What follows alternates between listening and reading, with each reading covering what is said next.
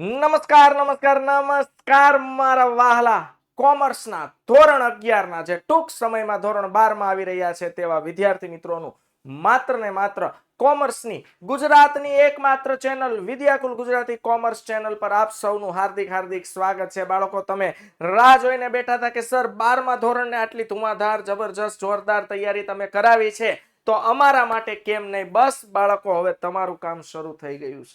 તમને કઈ રીતે ભૂલી શકાય।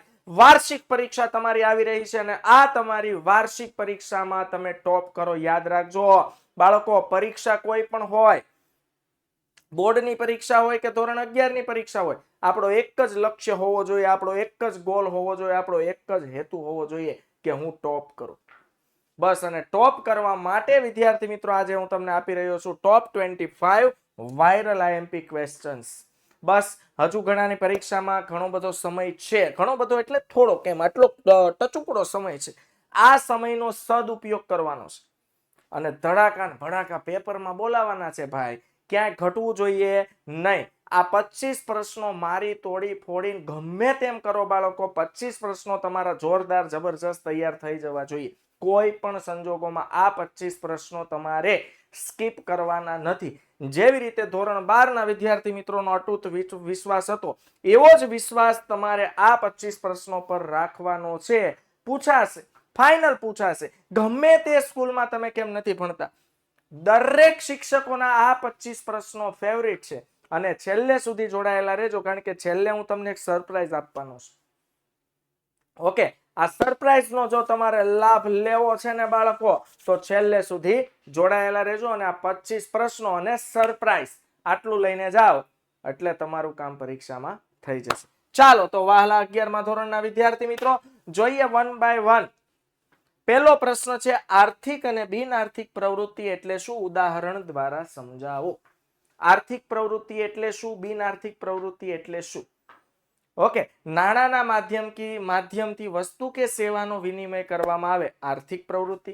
નાણાંના માધ્યમ વગર વસ્તુ કે સેવાનો વિનિમય કરવામાં આવે, બિન આર્થિક પ્રવૃત્તિ। ત્યાર પછી સરસ મજાનો પ્રશ્ન છે, આર્થિક પ્રવૃત્તિ બિન આર્થિક પ્રવૃત્તિના તફાવત પણ પૂછાય ભાઈ। ડન, તો તફાવત લખી દેવાનો।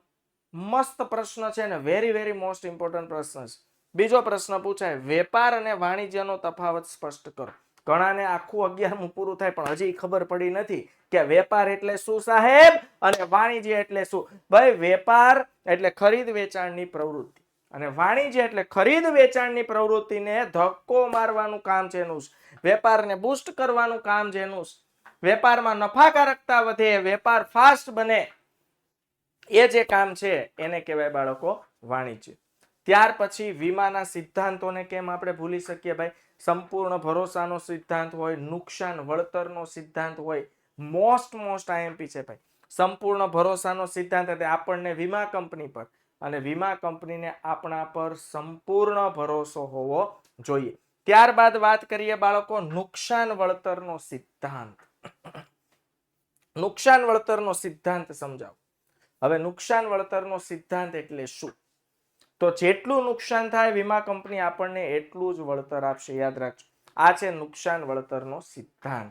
મોસ્ટ આઈએમપી પ્રશ્ન છે બાળકો, ગાંઠ બાંધીને પોટલી ભરીને સાચવીને વાંચી લેવાય અને મગજમાં ઉતારી લેવાય ને એવા પ્રશ્નો છે। અને હું હંમેશા એવી આશા રાખું છું કે મારા 11મા ધોરણના વિદ્યાર્થી એટલે એક લેવલ અપ મેચ્યોર વિદ્યાર્થી છે અને મેચ્યોર વિદ્યાર્થી ક્યારેય આ પ્રશ્નો સ્કીપ કરવાની ભૂલ કરશે નહીં। સ્કીપ પણ ન કરતા અને આ પ્રશ્નો તમને પણ જો ફીલ થાય તો કમેન્ટ બોક્સમાં અવશ્ય લખજો રૂલ વિદ્યાકુલકા, રૂલ વિદ્યાકુલકા। વિડીયોને લાઈક કરી દેજો અને તમારાથી શક્ય હોય ને એટલી વિડીયોની લિંકને બાળકો શેર કરી દેજો।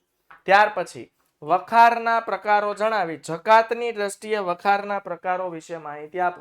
તો વખારના ઘણા બધા પ્રકાર છે, એમાં જકાતની દ્રષ્ટિએ બે પ્રકાર પડે છે, જકાત ભરેલા માલની વખાર અને જકાત ન ભરેલા માલની વખાર। યસ, જકાત ભરેલા માલની વખાર અને જકાત ન ભરેલા માલની વખાર। ત્યાર પછી જઈએ નેક્સ્ટ, ટૂંક નોંધ લખો, કોલ મની અને એનઈએફટી। હવે આમાં બે વસ્તુ છે, કોલ મની અને નોટિસ મની ભાઈ। કોલ મની એટલે શું સાહેબ? કોલ મની એટલે જ્યારે એક બેંક બીજી બેંક પાસેથી, હવે બેંકોએ પણ અમુક રકમ અનામત સ્વરૂપે રાખવી પડે, આવું મેં નથી કીધું, આવું રિઝર્વ બેંક ઓફ ઇન્ડિયાએ નક્કી કરેલું છે ભાઈ.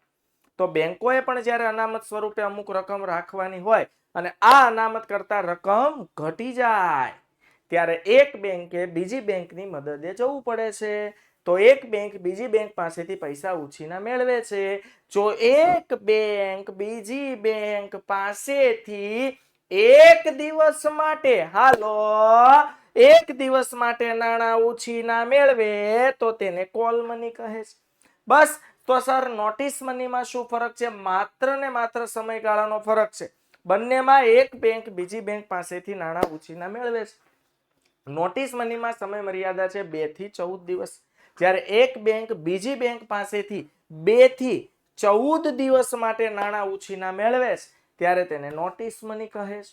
ત્યાર પછી બેચ પ્રમાણે થતો વ્યવહાર એટલે એની સરસ મજાની ટૂંક નોંધ લખવાની છે, NEFT, national electronic fund transfer, જેમાં મિનિમમ અમાઉન્ટની કોઈ મર્યાદા છે નહીં. ઓકે, આરટીજીએસ માં તો ઓછામાં ઓછા 2 લાખ તો ટ્રાન્સફર કરવાના જ, તો જ તમારે આરટીજીએસ કરવાનું ભાઈ. 2 લાખ કે તેથી વધુની રકમ હોય તો જ આરટીજીએસ થાય. તો છે જોરદાર પ્રશ્નો, બસ મગજમાં એના જવાબ ફિટ કરી દેવાના છે.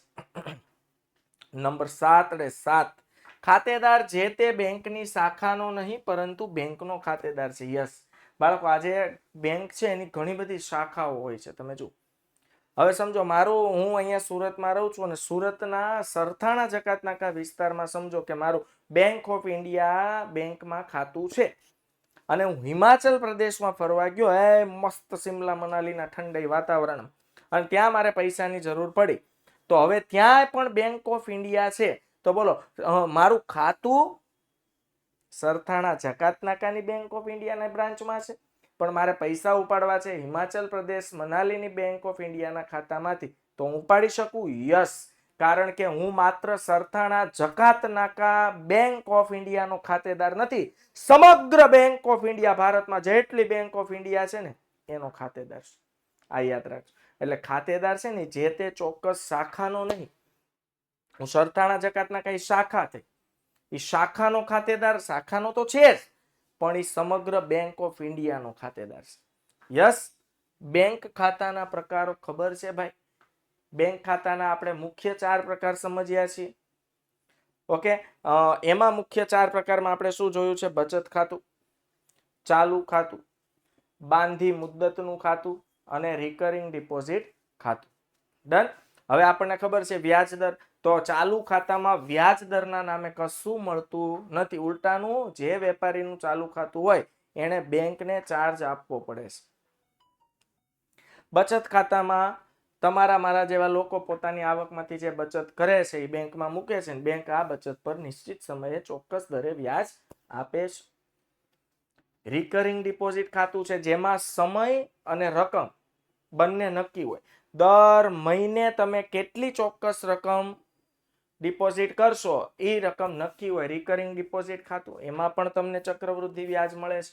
અને બાંધી મુદ્દતનું ખાતું, એમાં 2 વર્ષ, 3 વર્ષ, 5 વર્ષ, 10 વર્ષ, તમે જે મુદ્દત ફિક્સ કરો છો એ મુદ્દત માટે તમારે પૈસા એમાં શું કરવાના હોય છે? ફિક્સ ડિપોઝિટમાં મૂકી દેવાના હોય છે.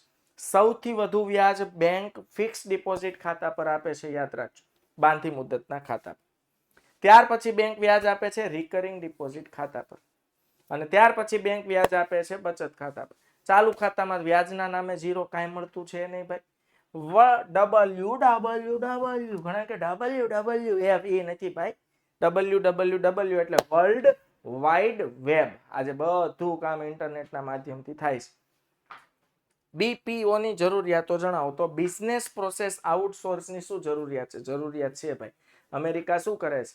પોતાના ગૌણ કાર્યો, ડેટા એન્ટ્રી ને XYZ કાર્યો, એ ભારતીય કંપની, ચાઇના, ભારત, જ્યાં પબ્લિક જ પબ્લિક છે, સમજી લો, કીડીના દરમાંથી કીડી ઉભરાય, પબ્લિક ઉભરાણી છે દેશો, તો એ પબ્લિકમાં પોતાનું કામ આઉટસોર્સ કરે છે અને સસ્તા ભાવે કામ કઢાઈ લે છે. અને ભારતની જરૂર છે ભાઈ, એટલે ભારતે કામ કરી દે છે એના લોકો.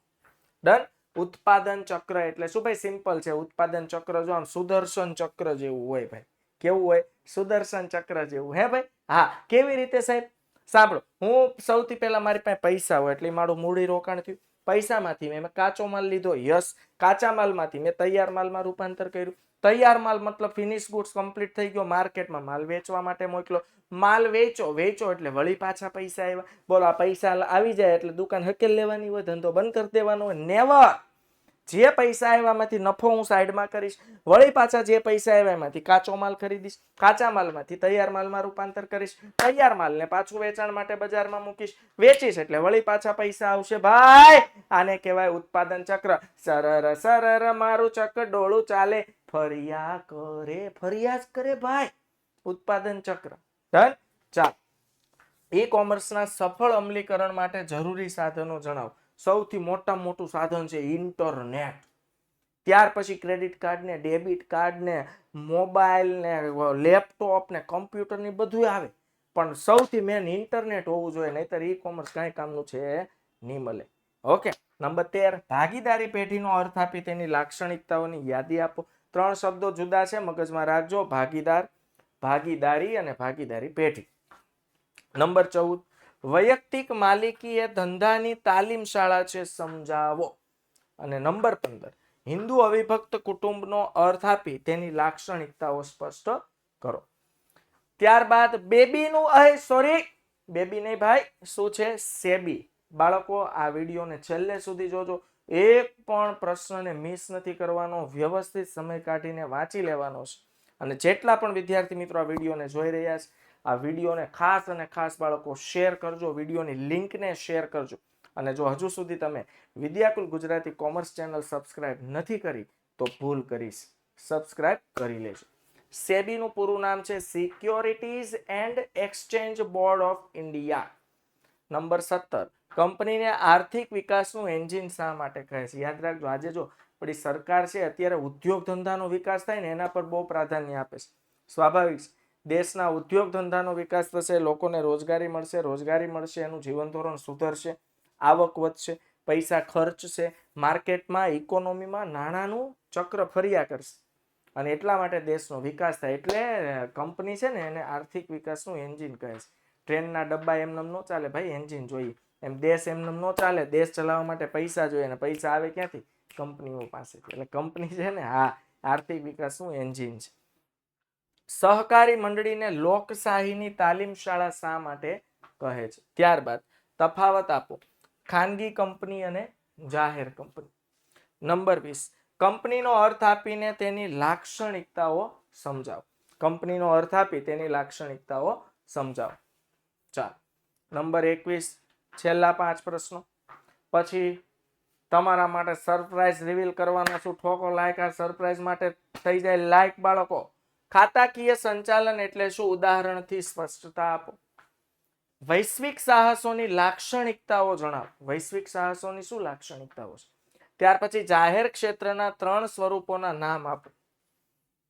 સરકારી કંપનીમાં શેર કોના નામે ધારણ કરવામાં આવે છે? તો સરકારી કંપનીમાં શેર કોના નામે લીધા હોય ભાઈ?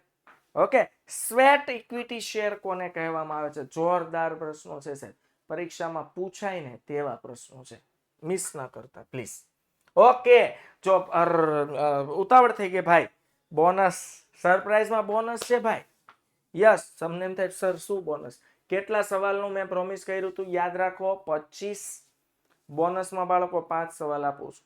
અને બોનસ તો કોને ન ગમે ભાઈ? બોનસ બહુ વાલું લાગે, પેલું મૂળગું મળે એ તો વાલું લાગે જ ભાઈ. બોનસ વધારે આમ કોઈ હેપીનેસ આપે, તો બોનસમાં તમને બીજા 5 સવાલ આપું છું, મિસ કરતા નહીં. પ્રેફરન્સ શેરનો અર્થ આપી તેની લાક્ષણિકતાઓ સમજાવો. ત્યાર પછી તફાવત આપો, ખાતાવાળી દુકાન અને સંકળાયેલી દુકાન. ત્યાર પછી ટેલિમાર્કેટિંગ અને ઇન્ટરનેટ માર્કેટિંગ વિશે સમજૂતી આપો. પછી 29 નંબર આવશે, આંતરરાષ્ટ્રીય વેપારનું મહત્વ સમજાવો. અને 30માં આવશે, વાજબી કિંમત એટલે શું? ડન. તો બાળકો, આ થઈ ગયા ટોટલ ટોપ 25 પ્લસ બોનસ, એટલે ટોટલ 30 પ્રશ્ન. જે વિદ્યાર્થી આ 30 પ્રશ્નો જબરજસ્ત રીતે તૈયાર કરશે, વિદ્યાર્થી મિત્રો તમે 11મું ધોરણ છે, ભલે કોઈ પણ સ્કૂલમાં ભણતા હો, પણ આ શિક્ષકના માઇન્ડનું એનાલિસિસ, દરેક શિક્ષકોને આ 30 પ્રશ્નો મનપસંદ હોય એટલે પેપરમાં પૂછાવાની પૂરેપૂરી શક્યતા છે. બસ તમારે બહુ સારા લેવલે તૈયાર કરી લેવાના છે. અને વિદ્યાકુલ ગુજરાતી કોમર્સ ચેનલ સાથે જો હજુ સુધી તમે નથી જોડાયા તો જોડાઈ જજો, કારણ કે વિદ્યાકુલ ગુજરાતી કોમર્સ ચેનલે શરૂઆત કરી દીધી છે તમને ધોરણ 11 ની વાર્ષિક પરીક્ષામાં ટોપ બનાવવાની. તો જેટલા પણ વિદ્યાર્થી મિત્રોએ ચેનલ સબસ્ક્રાઇબ નથી કરી, સૌથી પહેલા ચેનલને સબસ્ક્રાઇબ કરી દેજો. આ BA વિષયનો જોરદાર વિડીયો જેમાં ટોપ 25 પ્રશ્નો પ્લસ બોનસ લાઈક નથી કર્યો તો લાઈક કરી દેજો. અને તમારા ભાઈ બંધ દોસ્તાર મિત્રો બેનપણીને જો તમે લિંક શેર નથી કરી, સગા સંબંધીઓને આ વિડીયોની લિંક શેર નથી કરી તો શેર કરી દેજો. મળીશું, બાય બાય.